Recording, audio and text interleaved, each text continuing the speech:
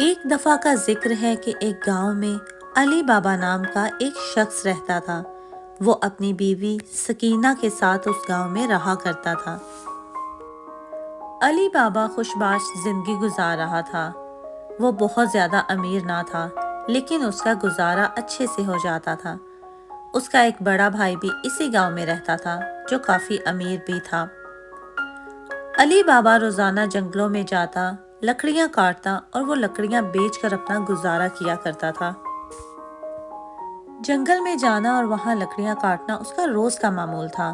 وہ ان راستوں سے اچھے سے واقف تھا اور اپنے کام کو جلدی جلدی کر کے گھر آ جایا کرتا تھا۔ ایک دن ایسا ہوا کہ لکڑیاں کاٹتے کاٹتے اسے دیر ہو گئی۔ وہ لکڑیاں کاٹ کر واپسی کو جا ہی رہا تھا کہ اسے دور سے شور کی آواز آئی۔ وہ رک گیا کہ یہ شور کہاں سے آ رہا ہے۔ اسے نہیں پتا تھا کہ یہ تو گھوڑوں اور چوروں کی آواز ہے۔ وہ خاموشی سے چھپ کر دیکھنے لگا۔ اس نے کیا دیکھا؟ دور سے ایک قافلہ آ رہا ہے، جہاں 40 گھوڑے اور ان کے اوپر 40 لوگ ہیں۔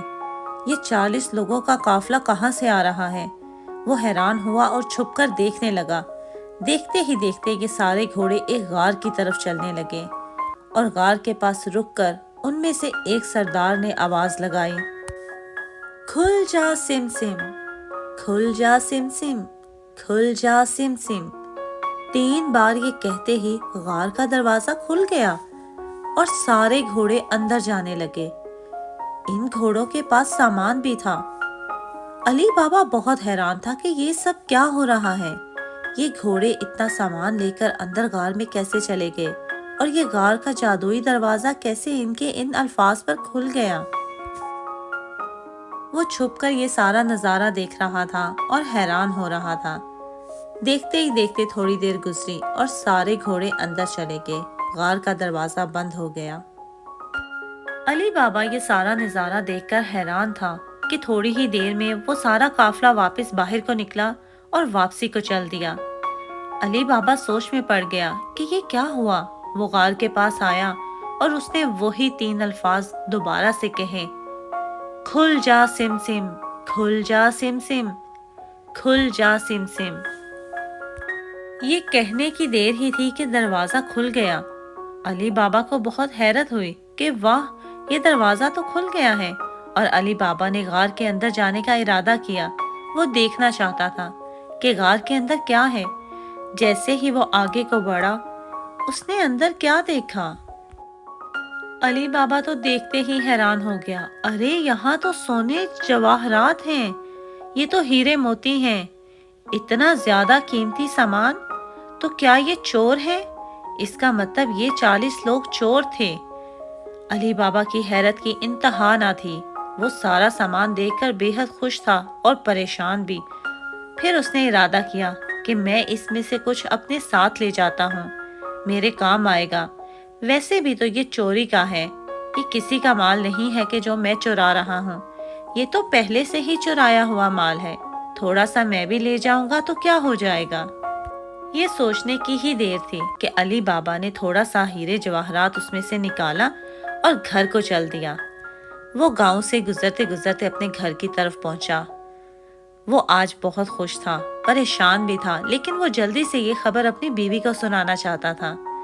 جیسے ہی گھر پہنچا، سکینہ اس کو دیکھ کر حیران ہوئی، کیونکہ آج اس کے ہاتھ میں لکڑیاں نہیں تھیں، آج اس کے ہاتھ میں ایک تھیلا تھا، اور وہ حیران تھی کہ آج لکڑیاں کیوں نہیں لے کر آیا۔ جیسے ہی علی بابا گھر آیا، سکینہ نے تھیلا کھولا اور دیکھا، ارے اس میں تو اتنے سارے جواہرات ہیں۔ یہ تم کیا کر کے آئے ہو؟ کیا تم چوری کر کے آئے ہو؟ علی بابا نے کہا، نہیں نہیں، میں نے کوئی چوری نہیں کی، یہ سامان تو پہلے سے ہی چرایا ہوا تھا۔ علی بابا نے پوری کہانی سکینہ کو بتائی اور اسے کہنے لگا، دیکھو یہ چوری نہیں ہے، یہ کسی کا چرایا ہوا مال ہے، میں نے تو بس اس میں سے تھوڑا سا لیا ہے تاکہ ہم اپنی زندگی آسانی سے گزار سکیں۔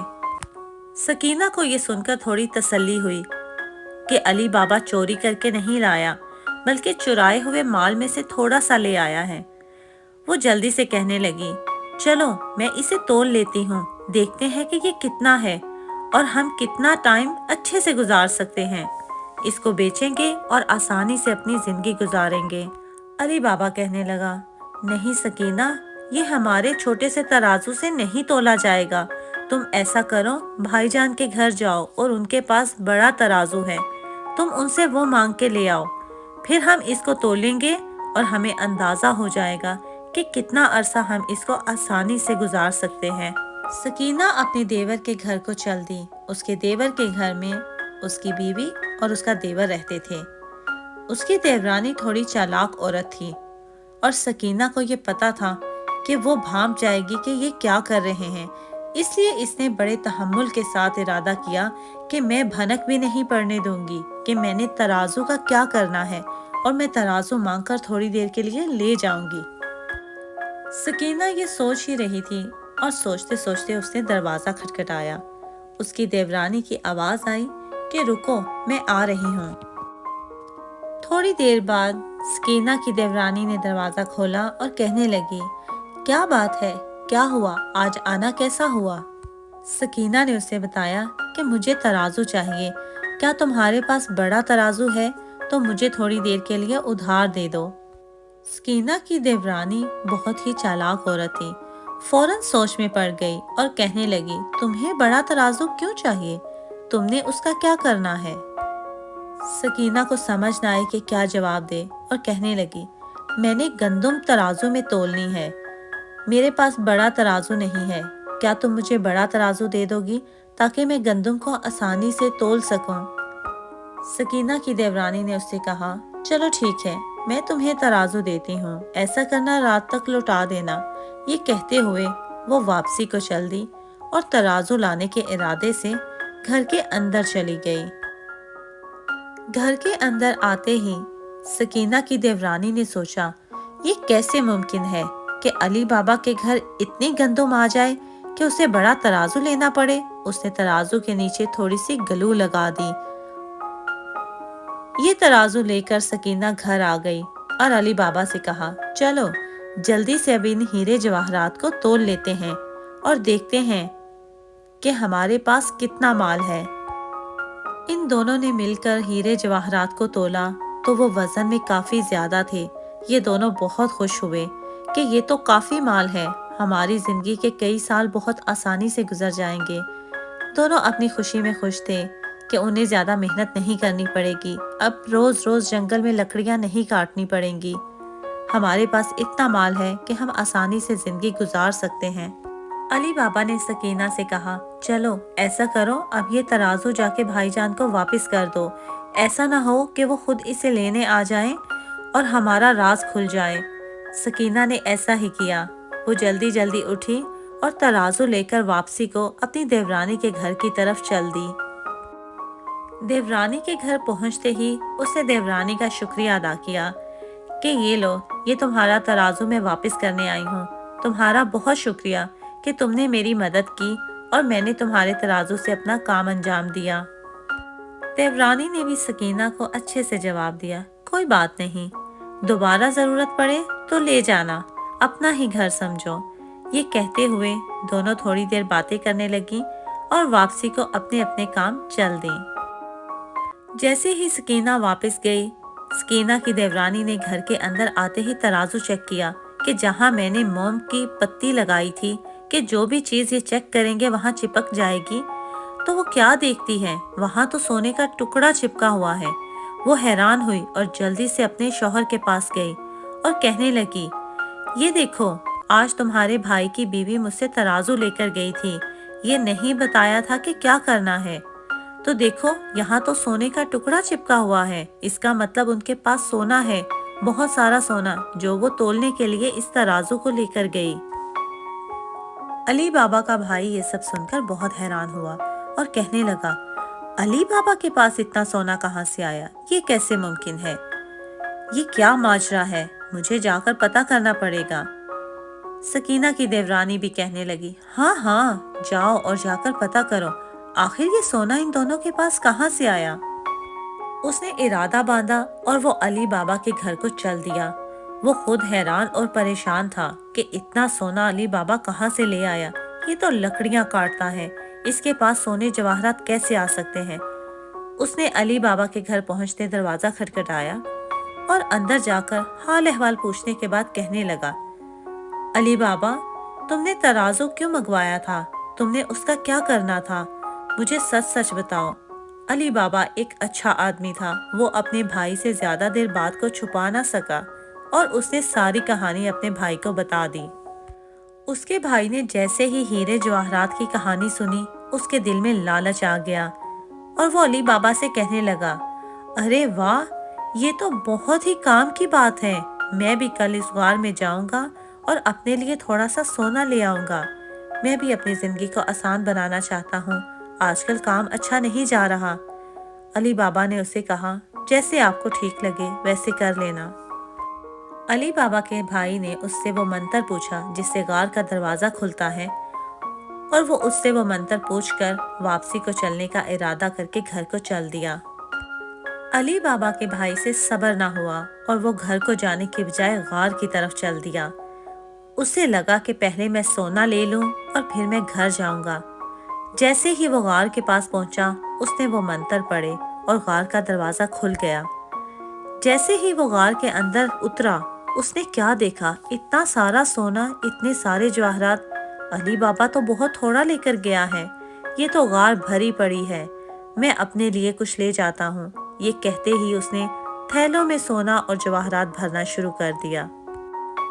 اس نے اپنے تھیلے سونے سے بھر لیے اور واپسی کو جانے لگا، پر یہ کیا ہوا؟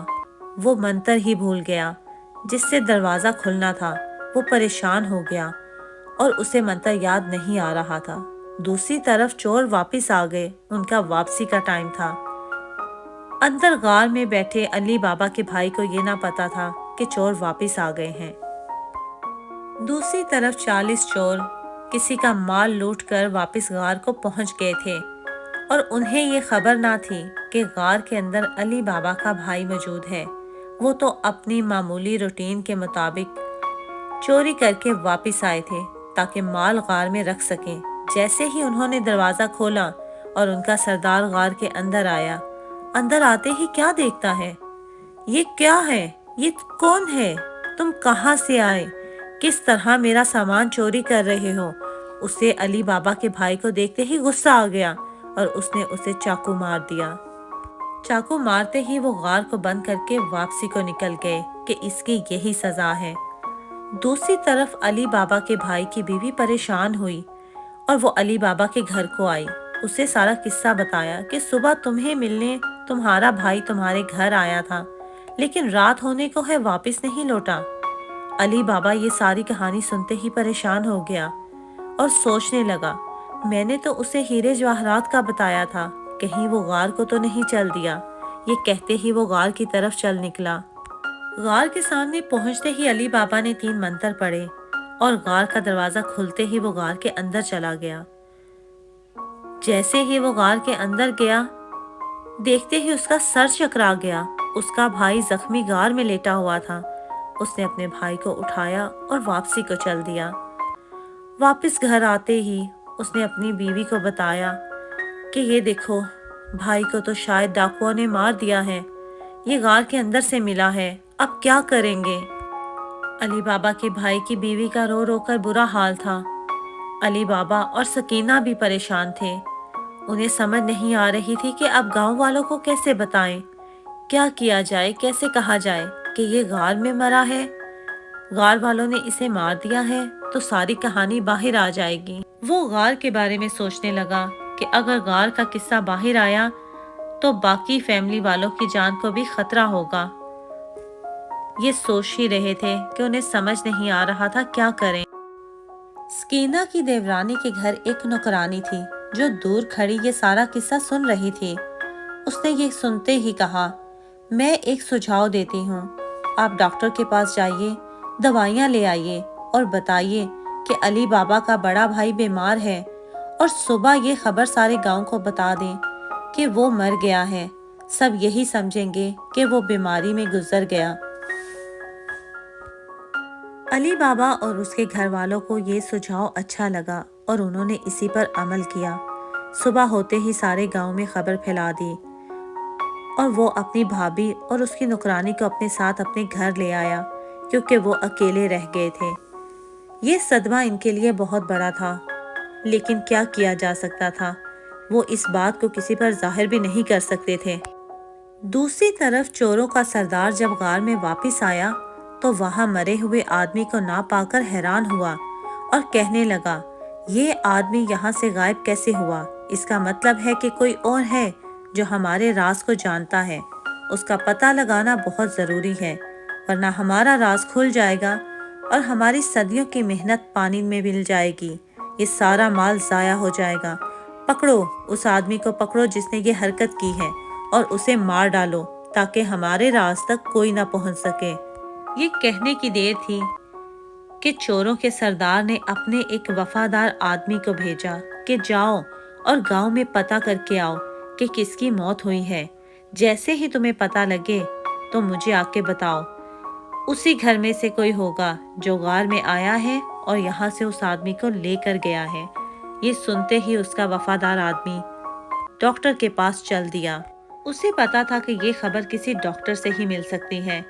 جیسے ہی وہ ڈاکٹر کے کلینک کی طرف گیا، پہنچتے ہی اس نے سب سے پہلا سوال کیا، کیا اس گاؤں میں کوئی بیمار ہے یا کوئی مر گیا ہے؟